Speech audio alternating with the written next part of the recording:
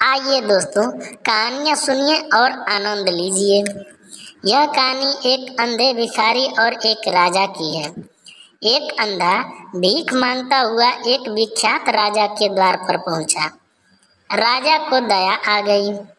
राजा ने प्रधानमंत्री से कहा, यह भिक्षुक जन्मांध नहीं है, यह ठीक हो सकता है, इसे राजवैद्य के पास ले चलो।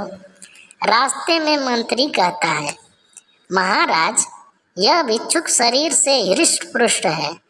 यदि इसकी रोशनी लौट आई तो इसे आपका सारा भ्रष्टाचार दिखेगा, आपकी शानो शौकत और फिजूल खर्ची दिखेगी, आपके राजमहल की विलासिता और निवास का अथाह खर्च दिखेगा।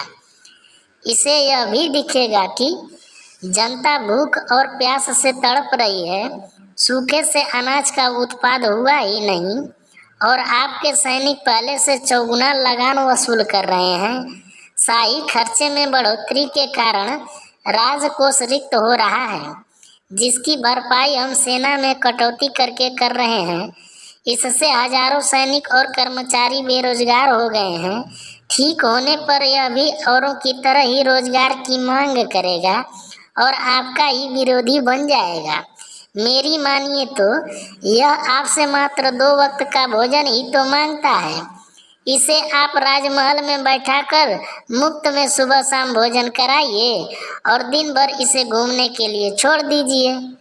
यह पूरे राज्य में आपका गुणगान करता फिरेगा कि राजा बहुत न्यायी है, बहुत ही दयावान और परोपकारी है। इस तरह मुफ्त में खिलाने से आपका संकट कम होगा और आप लंबे समय तक शासन कर सकेंगे। राजा को यह बात समझ में आ गई। वह वापस अंधे के पास गया और दोनों उसे उठाकर राजमहल ले गए। अब अंधा राजा का पूरे राज्य में गुणगान करता फिरता है। उसे यह नहीं पता कि राजा ने उसके साथ धूर्तता की है, छल किया है।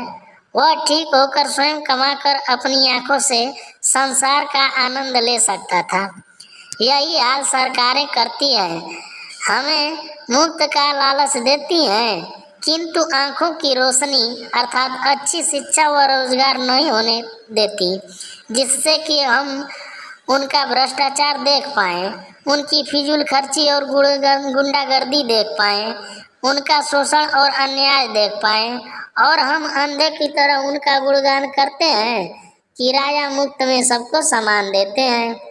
हम यह नहीं सोचते कि यदि हमें अच्छी शिक्षा और रोजगार सरकारें दें तो हमें उनकी खैरात की ज़रूरत न होगी, हम स्वतः ही सब खरीद सकते हैं। पर हम सभी अंधे जो ठहरे, केवल मुफ्त की चीज़ें ही हमें दिखती हैं। तो दोस्तों यह कहानी सुनकर आपको कैसा लगा, अगर हमें अच्छी कमेंट लगी हो बॉक्स तो में आप जरूर कमेंट में बताइए और आगे की कहानियों के लिए कहानी आपको कुछ कैसी कहिए चाहिए ताकि हम वो और भी कहानी बताइएगा, अच्छे से हम ला डालेंगे। सकें। धन्यवाद।